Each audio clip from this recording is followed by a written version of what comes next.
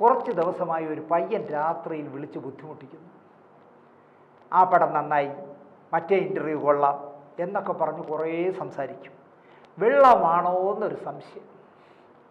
Phone ഓഫാക്കി അപ്പോഴേക്കും മോഹൻലാൽ എത്തി. ഈ വെള്ളമാണോ എന്നാണ് ഒരു സംശയം എന്ന് പറഞ്ഞുകൊണ്ടിരിക്കുമ്പോഴാണ് ലാലിൻ്റെ വരവ്. മോഹൻലാൽ ചോദിച്ചു, എന്ത് പറ്റി വെള്ളത്തിന്? വെള്ളത്തിന് വെറുതെ കുറ്റം പറയരുത്, കുഴപ്പം വെള്ളത്തിൻ്റേതായിരിക്കില്ല, ആ ആളിൻ്റെ ആയിരിക്കും. അപ്പം ജഗതി പറഞ്ഞു, മദ്യമാണ് എനിക്ക് ആദ്യമായി ഒരവസരം തുറന്നു തന്നത്. ചട്ടമ്പി കല്യാണി എന്ന് പറഞ്ഞ പടത്തിൽ പട്ടം വെച്ചിരുന്ന വേഷമാണല്ലോ ജഗതിക്ക് കിട്ടിയത്. ഷൂട്ടിംഗ് സമയമായപ്പോൾ ജഗതി പട്ടം സദം വന്നില്ല, വെള്ളം അടിച്ച് കിറുകി കിടന്ന് ഉറങ്ങി. അപ്പോൾ പെട്ടെന്ന് ശ്രീകുമാരൻ തമ്പി സാർ പറഞ്ഞു, ഞാൻ എന്നെ കാണാൻ ഒരു പയ്യൻ എന്നെ വീട്ടിൽ വന്ന് കണ്ടിരുന്നു, അയാൾ വേഷം ചോദിച്ചു വന്ന ആളാണ്, അയാളെ വിളിക്കും എന്ന് പറഞ്ഞു. അങ്ങനെയാണ് ചട്ടമ്പി കല്യാണിയിലൂടെ ജഗതി ശ്രീകുമാരൻ ഒരു തുടക്കം കിട്ടുന്നത്. അപ്പോൾ ജഗതി പറയുക, മദ്യമാണ് എനിക്ക് ആദ്യത്തെ അവസരം നേടിത്തന്നത്. അപ്പോൾ മോഹൻലാലിൻ്റെ മറുപടി, പണ്ടത്തെ പോലെ മദ്യം സിനിമാ രംഗത്തില്ലല്ലോ, മദ്യപിച്ച് നശിച്ച പ്രതിഭകളെക്കുറിച്ച് കേട്ടുകൊണ്ടല്ലേ നമ്മളൊക്കെ വന്നത്, അതുകൊണ്ടായിരിക്കാം. അത് ചുമ്മയാണ് മോഹൻലാൽ പറഞ്ഞതെന്ന് ഞാൻ പറയും. മദ്യവും പോയി, കഞ്ചാവും പോയി, ഇപ്പോൾ LSD നാക്കിൻ്റെ അടിയിലൊക്കെ ഒട്ടിക്കുന്ന സാധനങ്ങൾ വന്നിട്ടുണ്ടെന്നാണ് പറയുന്നത്. വർത്തമാനകാല മലയാള സിനിമ മുഴുവൻ ലഹരിക്കകത്തല്ലേ നിൽക്കണേ. നമ്മൾ ബഹുമാനത്തോടെ കാണുന്ന പുതിയ തലമുറയിലെ പയ്യന്മാർ പോലും ലഹരികൾ ഒരുപാട് ഉപയോഗിക്കുന്നു എന്ന് പറയുന്നു. അതുപോലെ മദ്യത്തിനും ഒരു കുറവുമില്ല. ഞാനിപ്പോൾ 2 ആഴ്ചയായുള്ളൂ മദ്യപിച്ച 60 വയസ്സിനും 50 വയസ്സിനും ഇടയിൽ മരിച്ച മഹാപ്രതിഭകളെക്കുറിച്ച്. ഞാനിന്ന് ഇത് ചിത്രീകരിക്കുമ്പോൾ കലാഭവൻ മണി മരിച്ചിട്ട് ഇന്ന് 7 വർഷം തികയാണ്. ഞാൻ ആലോചിക്കുകയായിരുന്നു, ഇന്ന് ഒരുപാട് കലാഭവൻ മണി ഇങ്ങനെ നിൽക്കുന്ന ഗ്രാഫിക്സിൽ ചെയ്തതാണെന്നാണ്, പൂവാരി എറിയുന്ന പോലെ നിൽക്കുന്നൊരു പടമൊക്കെ എനിക്ക് ആരോ ഫോണിൽ അയച്ചു.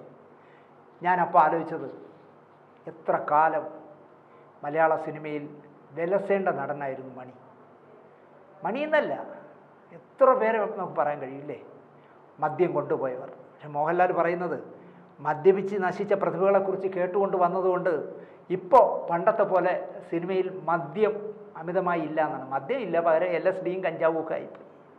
ഇപ്പോൾ ജഗതി ഉടൻ പറയണം, അതെ മാറ്റം പിന്നെയും ഉണ്ടല്ലോ. കാവ്യയും മീരയും ഒക്കെ കഴിവുള്ളവരാണെങ്കിലും അന്നത്തെ പോലെ നായിക പ്രാധാന്യമുള്ള പടങ്ങൾ ഇന്ന് ഇറങ്ങുന്നില്ല. പെട്ടെന്ന് ജഗതി ചേട്ടൻ മദ്യത്തിൽ നിന്നൊരു സമ്മർ സാൾട്ട് അടിച്ച്, കാരണം അമ്പിളിച്ചേട്ടൻ നന്നായിട്ട് മദ്യപിക്കും, മോശമല്ലാതെ മദ്യപിക്കുമെങ്കിലും അമ്പിളിച്ചേട്ടൻ്റെ ഏറ്റവും വലിയ ഗുണം, നമ്മുടെ സിനിമയിൽ അകാലത്തിൽ മരിച്ചുപോയവരുടെ ലിസ്റ്റ് എടുത്ത് നോക്കിയാൽ ഇവർ മദ്യപിക്കും എന്നുള്ളതല്ല, ആഹാരം കഴിക്കില്ല.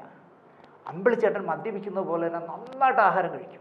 ഇപ്പോൾ രാത്രി വൈകി ഷൂട്ടിംഗ് ഉണ്ടെന്ന് വെച്ചു, ഒരു 12, 1 മണി 2 മണി വരെ ഷൂട്ടിംഗ് പോകുമെങ്കിൽ അദ്ദേഹം പ്രൊഡക്ഷനിലെ പിള്ളേരെ വിളിച്ച് ചട്ടം കെട്ടി വെച്ചിരിക്കും. ഒരു രഹസ്യം, വർക്ക് കഴിഞ്ഞ് പോകുമ്പോൾ ഒരു ടിഫിൻ കാരിയറായിട്ട് പോകും. എന്താ അറിയാമോ, അമ്പിളിച്ചേട്ടൻ എന്തോന്ന് അനി ആ റൂമിൽ ചെന്നിട്ട് പഴഞ്ഞു കുടിക്കാൻ, പഴങ്കഞ്ഞിയെ പറയാം, പഴിഞ്ഞു കുടിക്കാനായിട്ട് കുറച്ച് കഞ്ഞി എടുത്ത് വെച്ചേക്കാൻ പറഞ്ഞു. ചേട്ടൻ വീട്ടിൽ ആ റൂമിൽ ചെന്ന് കുളിച്ച് ഫ്രഷായിട്ട് ഈ കഞ്ഞി കുടിച്ചോണ്ടേ കിടന്നുറങ്ങും. അതുകൊണ്ട് മദ്യം അദ്ദേഹത്തിൻ്റെ ശരീരത്തെ അധികം ബാധിക്കാത്തത് അതുകൊണ്ടായിരിക്കണം. അപ്പോൾ അമ്പിളിച്ചേട്ടൻ പറയുകയാണ്, കാവ്യയും മീരയും ഒക്കെ കഴിവുള്ളവരാണെങ്കിലും അന്നത്തെ പോലെ നായിക പ്രാധാന്യമുള്ള പടങ്ങൾ ഇന്നില്ല. പണ്ടുള്ളവരുടെ അർപ്പണബോധം ഇപ്പോഴില്ല. ജയഭാരതിയും ഷീലാമ്മയും ശാരദയുമൊക്കെ പുലർച്ചെ 4 മണിക്ക് എഴുന്നേറ്റ് ഏതാണ്ട് മുഴുവൻ മേക്കപ്പും ഇട്ട് കമ്പിളി പുതച്ചാണ് സെറ്റിൽ വരാറ്. ഇപ്പോഴുള്ളവർ സെറ്റിൽ വന്നിട്ടാണ് ആദ്യത്തെ സ്ലൈഡ് കുത്തുന്നത് തലയിൽ. കോൺവെൻറ്റിൽ നിന്ന് നേരെയല്ലേ വരവ്, ഭാഷയും പിടിയില്ല എന്ന് പറഞ്ഞിട്ട് അമ്പിളിച്ചേട്ടൻ ഒരു കമൻറ്റ് പറയുന്നുണ്ട്, ഞാനതോടെ പറയുന്നില്ല. എന്നൊക്കെയാണ് അവരുടെ സംസാരം എന്ന് പറഞ്ഞ് ഈ നടികൾ പറയുന്ന പോലെയൊക്കെ കുറേ പറയുന്നുണ്ട് പുള്ളി. എന്നിട്ട് പറഞ്ഞു, പിന്നെ 10 പടം കയറുമ്പോൾ ഭാഗ്യലക്ഷ്മിയുടെ ശബ്ദം അവരെ രക്ഷിക്കും. ഡബ്ബ് ചെയ്യുന്നതുകൊണ്ടാണ്, ഭാഗ്യലക്ഷ്മി ഡബ്ബ് ചെയ്യുന്നതുകൊണ്ടാണ് പലരും പിടിച്ചു നിൽക്കുന്നത് എന്നാണ് ജഗതി ചേട്ടൻ പറയുന്നത്. അപ്പോൾ മോഹൻലാലിൻ്റെ മറുപടി, അതൊക്കെ കാലത്തിൻ്റെ മാറ്റമല്ലേ ചേട്ടാ, മൊത്തം കാര്യങ്ങൾ മാറിയില്ലേ.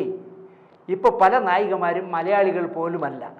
ബോംബെയിൽ നിന്ന്, ചെന്നൈയിൽ നിന്ന് ചിലരൊന്നും മലയാള പടം കണ്ടിട്ട് പോലുമില്ല. ഒരു മലയാള പടം അഭിനയിക്കാൻ വരുന്ന നടി ഈ ഭാഷയിലെ ഒരു സിനിമ പോലും കണ്ടിട്ടില്ലാത്തവരല്ലേ ചേട്ടാ ഇപ്പോൾ വർത്തമാനകാലം മലയാള സിനിമയിലുള്ളത് എന്നാണ് മോഹൻലാൽ 2005 ചോദിച്ചത്. 2023 ആയപ്പോഴേക്കും സത്യം പറഞ്ഞാൽ മലയാളിത്വമുള്ള പിള്ളേരുണ്ട്, കുറേ മലയാളി പിള്ളേരുണ്ട്. പക്ഷേ അവർ പോലും വാ തുറന്നാൽ കടുകെട്ടി ഇംഗ്ലീഷിൽ സംസാരിക്കും, മലയാളം പറയുന്നവർ വളരെ കുറവാണ്. അടുത്ത സീനിൻ്റെ ഒരുക്കങ്ങൾ നടക്കുന്നതിനിടയിൽ സംവിധായകൻ ബ്ലസ്സി ലാലിൻ്റെ അടുത്തെത്തി. ലാലുമായി അല്പനേരം സംസാരിച്ചിട്ട് ബ്ലെസ്സി മടങ്ങി. ലാൽ ഒന്ന് ഡള്ളായി.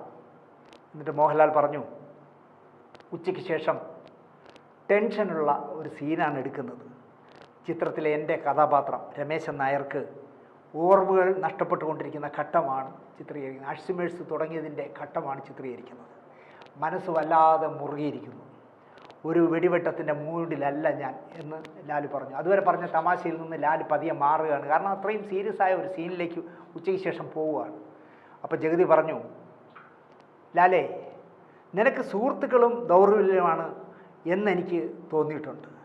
ചങ്ങാതികളെ തിരഞ്ഞെടുക്കുമ്പോൾ അയാൾ ഏത് തരക്കാരനാണെന്ന് ലാൽ നോക്കാറില്ല. പിന്നെ അബദ്ധം പറ്റി കഴിയുമ്പോഴാണ് തനിനിറം അറിയുന്നത്. ശരിയല്ലേ എന്ന് ജഗതി ചോദിക്കുന്നു. സുഹൃത്തുക്കൾ ഒരു ദൗർബല്യം തന്നെയായിരുന്നു മോഹൻലാൽ. ഒരുപാട് പേര് മോഹൻലാലിനെ വെള്ളം കുടിപ്പിച്ചിട്ടുമുണ്ട്. പക്ഷേ മോഹൻലാലിൻ്റെ മറുപടി, സുഹൃത്തുക്കളെ തിരഞ്ഞെടുക്കുമ്പോൾ സെലക്ഷൻ കമ്മിറ്റിയെ വയ്ക്കാൻ പറ്റുമോ ചേട്ടാ? ഇതാണ് മോഹൻലാലിൻ്റെ ഒരു കാഴ്ചപ്പാട്. നല്ല സുഹൃത്തുക്കളാണോ എന്ന് നോക്കാനായിട്ട് ഒരു സെലക്ഷൻ കമ്മിറ്റിയെ വയ്ക്കാൻ പറ്റില്ലല്ലോ എന്ന് പറഞ്ഞിട്ട് നെടുമുടി വേണുവിൻ്റെ തോളിലേക്ക് വാത്സല്യപൂർവ്വം സ്നേഹപൂർവ്വം കൈയിട്ടു. ദാ വേണിച്ചേട്ടൻ എൻ്റെ കൂട്ടുകാരനായിപ്പോയി. അങ്ങനെ പലരും. എന്ത് ചെയ്യാൻ പറ്റും? സെലക്ട് ചെയ്യാൻ പറ്റിയില്ല. ഈ ചങ്ങാത്തം കൊണ്ട് ഇങ്ങനെയൊക്കെ നേട്ടം ഉണ്ടാവണമെന്ന് ഞാൻ ആലോചിക്കാറില്ല. അതൊക്കെ അങ്ങനെ സംഭവിക്കുന്നു. അതിൻ്റെ രസത്തിൽ അങ്ങനെ പോകുന്നു. ഇടയ്ക്ക് ചില പാളിച്ചകൾ നമ്മൾ പലതും പഠിക്കുന്നത് അപ്പോഴാണ്. ഈ പാളിച്ചകൾ വരുമ്പോഴാണ് നമ്മൾ പലതും പഠിക്കുന്നത് എന്ന് പറഞ്ഞിട്ട് നെടുമുടിയോട് മോഹൻലാൽ ചോദിക്കുകയാണ്, അങ്ങനെയൊക്കെ അല്ലേ ചേട്ടാ? അപ്പോൾ ഇവരുടെ രണ്ടുപേരും ഇൻ്റർവ്യൂ എടുക്കുന്നുണ്ടായിരിക്കാം. നെടുമുടി മറുപടി പറഞ്ഞില്ല. അപ്പോൾ ജഗതി പറയുകയാണ്, എനിക്ക് കുറച്ച് കൂട്ടുകാരേ ഉള്ളൂ. പലരും പണ്ട് സ്കൂളിലും കോളേജിലും ഒന്നിച്ചു പഠിച്ചവർ. അനുഭവം കൊണ്ട് അളന്നിട്ടേ ഞാൻ സുഹൃത്തുക്കളാക്കൂ. ഞാൻ ശ്രദ്ധിച്ചിട്ടുണ്ട്, 100% പ്രൊഫഷണലാണ് ജഗതി. രാവിലെ കാറിൽ നിന്ന് വന്നിറങ്ങുമ്പോൾ ചുണ്ട് നിറച്ച് മുറുക്കാനൊക്കെ തിന്ന് ചുവന്ന ചുണ്ടും ചന്ദനക്കുറിയൊക്കെ ഇട്ട് കാവി ജുബയൊക്കെ എടുത്ത് അണിഞ്ഞ് അമ്പിളിച്ചേട്ടൻ വന്നിറങ്ങിയാൽ എല്ലാവരോടും വിഷി, എല്ലാവരോടും അനിയ സുഖമാണോ എന്നൊക്കെ ചോദിച്ച്, എൻ്റെ സീനപ്പുഴ എന്നൊക്കെ ചോദിച്ച് വളരെ സൗഹൃദത്തോടെ പെരുമാറും. പക്ഷേ അദ്ദേഹം ആരെയും അദ്ദേഹത്തിൻ്റെ സ്വകാര്യതകളിലേക്ക് കടത്തി വിടുകയേയില്ല. ആരെയും. അദ്ദേഹത്തിൻ്റെ സ്വകാര്യതകൾ അദ്ദേഹത്തിൻ്റെ മാത്രമാണ്. അദ്ദേഹം പറയുന്നത്, അനുഭവം കൊണ്ട് അളന്നിട്ടേ ഞാൻ സുഹൃത്തുക്കളാക്കും. അതുകൊണ്ട് ബുദ്ധിമുട്ടുണ്ട്, ഒരുപാട് ബുദ്ധിമുട്ടുണ്ട് എനിക്ക്. ഒന്ന്, നമ്മുടെ അത്യാവശ്യത്തിന് ആരും കൂടെ ഉണ്ടാവണമെന്നില്ല. ഈ കൂട്ടുകാരും ഇല്ലാത്തതുകൊണ്ട് ഒരു അത്യാവശ്യം വന്നാൽ, ഡേയ് എനിക്കിങ്ങനെ ഒരു പ്രശ്നമുണ്ട്, നീ ഒന്ന് വീട്ടിൽ ചെന്നിട്ടേ ഭാര്യയിൽ നിന്ന് ഒരു 1000 രൂപ വാങ്ങിച്ച് അത് ചെയ്തരേ എന്ന് പറയാനുള്ള കൂട്ടുകാരില്ല. ഞാൻ അത്രയൊക്കെ പ്രതീക്ഷിക്കുന്നുള്ളൂ. അതുകൊണ്ട് തന്നെ ഞാൻ കൂട്ടുകാരെ ഒരുപാട് പേരെ മനസ്സിൽ കൊണ്ടു കിടക്കാറില്ല. അപ്പോൾ മോഹൻലാൽ പറയുകയാണ്, ഷൂട്ടിങ് കഴിഞ്ഞാൽ, അതിൻ്റെ കലശമൊക്കെ കഴിഞ്ഞാൽ അമ്പിളിച്ചേട്ടൻ മുറിയിലേക്ക് പോകും. പണ്ടേ അങ്ങനെയല്ലേ ചേട്ടാ? അതെ. ഞാനാണെങ്കിൽ ഷൂട്ടിംഗ് കഴിഞ്ഞാൽ കുറേ സൗഹൃദങ്ങളും ആളും ബഹളവും ഒക്കെ ആയി അങ്ങനെ ഒരുപാട് നേരം സെറ്റിൽ നിൽക്കും. വേണിച്ചേട്ടനുമൊക്കെ ആയി എത്ര ദിവസം പുലരുവോളം പാട്ടും തമാശയുമായി വർത്തമാനം പറഞ്ഞിരുന്നിട്ടുണ്ടോയെന്നറിയാം ഞാൻ എന്ന് പറഞ്ഞിട്ട് വീണ്ടും നെടുമുടിയോട് ചോദിക്കണം, ഇല്ലേ? അപ്പോഴും നെടുമുടി വേണുവിന് സ്വതസിദ്ധമായ ഒരു പുഞ്ചിരി മാത്രം. ജഗതി പറഞ്ഞു, എനിക്കതൊന്നും ഇപ്പോൾ പറ്റുന്നില്ല. ഷൂട്ടിംഗ് കഴിഞ്ഞ് മുറിയിൽ പോയിട്ട് വേണം എനിക്ക് ഫോൺ വിളികൾ നടത്താൻ, പിന്നെ വായനയും മറ്റും. രാവിലെയാണെങ്കിൽ എഴുന്നേറ്റാൽ എൻ്റെ കാര്യങ്ങൾക്കൊക്കെ ഞാനിത്തിരി സ്ലോയാണ്. കുളിക്കുക, പല്ല് തേക്കുക, അതെല്ലാം ഇത്തിരി സ്ലോയാണ്. 5:30 എഴുന്നേറ്റ് മുടി കറുപ്പിക്കാൻ തന്നെ വേണം അരമണിക്കൂർ. എല്ലാ ദിവസവും ഈ കരിക്കലത്തി മുങ്ങിയലാണല്ലോ ജഗതി വരുന്നത്. സെറ്റിൽ വന്നിട്ട് നരയിടാറുണ്ടെങ്കിലും ചേട്ടൻ എന്നും നോക്കിയാലും ഫ്രഷായിരിക്കും. ഈ ഡൈ അടിക്കുന്നവരുടെ ഒരു പ്രശ്നം, ഒരു ദിവസം തെറ്റിയാൽ, ഒരു 4-5 ദിവസം കഴിഞ്ഞാൽ ചെറുതായിട്ട് പൊടിച്ചു വരുന്ന നര വെളുത്ത നിറത്തിൽ കടന്നു വരും. പക്ഷേ അമ്പിളിച്ചേട്ടനെ ഒരിക്കലും നമുക്ക് അങ്ങനെ കാണാൻ പറ്റില്ല. തലമുടി എന്നും ഡൈ ചെയ്യും അമ്പിളിച്ചേട്ടൻ. അതിന് അരമണിക്കൂറിലധികം വേണ്ടി വരുമെന്നാണ് അമ്പിളിച്ചേട്ടൻ പറയുന്നത്. 7 മണിക്ക് വണ്ടി വരും. സത്യം പറഞ്ഞാൽ എനിക്ക് 3 മണിക്കൂറൊക്കെയാണ് ഒരു ദിവസത്തെ ഉറക്കം. ഓരോ പടത്തിനും ഞാൻ ഓടിയെത്തണ്ടേ? ശരിയാ, അമ്പിളിച്ചേട്ടൻ ഇപ്പോൾ എൻ്റെ പടത്തിൽ വർക്ക് ചെയ്തുകൊണ്ടിരിക്കുമ്പോൾ ആ വർക്ക് തീരുന്ന ദിവസം എത്ര കാറുകളാണ് ലൊക്കേഷനിൽ വന്ന് കിടക്കണേ. അതിലേത് കാറ് കയറി എങ്ങോട്ട് പോകുമെന്ന് ആർക്കും പറയാൻ പറ്റില്ല. കാരണം എല്ലാവർക്കും അമ്പിളിച്ചേട്ടനെ വേണം. അപ്പോൾ അമ്പിളിച്ചേട്ടൻ പറയുന്നത്, ഞാനൊരു 3 മണിക്കൂറൊക്കെയാണ് ഒരു ദിവസം ഉറങ്ങുന്നത്. കാരണം 12 മണിക്ക് ചെന്നെന്ന് വെച്ചോളൂ. 12 മണിക്ക് ചെന്ന് കുളിച്ച് വീട്ടിൽ വിളിക്കാനുള്ളതൊക്കെ വിളിച്ച് നാളത്തെ കാര്യങ്ങളൊക്കെ നോക്കി അടുത്ത സെറ്റുകളിൽ എന്തൊക്കെയാണ് എത്തേണ്ടതെന്നൊക്കെ നോക്കി വീട്ടിൽ എന്തെങ്കിലും ടാക്സിൻ്റെയോ കാശിൻ്റെയോ ഒക്കെ പ്രശ്നം കൊണ്ടൊക്കെ സംസാരിച്ച് പുള്ളി കിടക്കുമ്പോൾ ഒരു 2 മണിയൊക്കെ ആവുമെന്ന് വെച്ചോളൂ. ഒരു 3 മണിക്കൂർ ഉറങ്ങുമ്പോൾ 5 മണിയായി. 4-4:30 കഴിച്ചാലല്ലേ പുള്ളിക്ക് പോകാൻ പറ്റൂ. 7 മണിക്ക് ലൊക്കേഷനിലെത്താൻ പറ്റും. അപ്പോൾ മോഹൻലാലിൻ്റെ മറുപടി, പല സിനിമകളിലും പറ്റില്ല എന്ന് പറഞ്ഞിട്ടും അമ്പിളിച്ചേട്ടനെ ബലമായി കൊണ്ടുപോയി അഭിനയിപ്പിക്കുകയല്ലേ ഇപ്പോൾ ചെയ്യുന്നത്. ഇടയ്ക്ക് ഞാൻ ചേട്ടനോട് പറഞ്ഞില്ലേ, എന്തിനാ ഇങ്ങനെ തരം നോക്കാതെ എല്ലാ പടത്തിലും കയറി അഭിനയിക്കുന്നത്? അമ്പിളിച്ചേട്ടന് തരം തിരിവില്ലല്ലോ, ആര് വിളിച്ചാലും ചെയ്യും. ഒരു ശ്രദ്ധേയമായ ഒരു കോമഡി വേണമെങ്കിൽ പറയാം. സിനിമാ രംഗത്ത് വളരെ സീനിയറായ ഒരു സംവിധായകനാണ് കല്ലയം കൃഷ്ണദാസ്. അദ്ദേഹം അമ്പിളിച്ചേട്ടന് ഭയങ്കര ഇഷ്ടമാണ്. അപ്പോൾ അമ്പിളിച്ചേട്ടൻ അമൃത ഹോട്ടലിലെ ബാറിൽ നിൽക്കുന്നു എന്ന് പറഞ്ഞാൽ എവിടുന്നെങ്കിലും പൊത്തിട്ട് ഒരാട്ടയിൽ കയറി കല്ലയം കൃഷ്ണദാസ് വരും. എന്നിട്ട് അമ്പിളിച്ചേട്ടൻ വാങ്ങിക്കൊടുക്കുന്ന 1-2 പെഗ് കഴിക്കും. നിന്നുകൊണ്ട്, നിൽപ്പൻ എന്നാണ് അമ്പിളിച്ചേട്ടൻ പറയാറ്. അവിടെ നിന്നുകൊണ്ടാണ് കഴിക്കുന്നത് ബാറിൽ. നിൽപ്പൻ അടിച്ചിങ്ങനെ നിൽക്കുമ്പോൾ കല്ലയം കൃഷ്ണദാസ് ഒരു പൊതി എടുത്ത് കൈ കൊടുക്കും. കൃഷ്ണ എന്തോന്ന്? കഴിഞ്ഞ കളിയുടെ പൈസ, കഴിഞ്ഞ സിനിമയുടെ ഒന്നും പറയില്ല, കഴിഞ്ഞ കളിയുടെ എന്ന് പറഞ്ഞൊരു പൊതി കൊടുക്കും. അമ്പിളിച്ചേട്ടൻ പറയുന്നത് അതൊരു 10,000, 2,000, 3,000 രൂപ കാണും. ഒരു സിനിമയിൽ അഭിനയിച്ചതിനാണ്.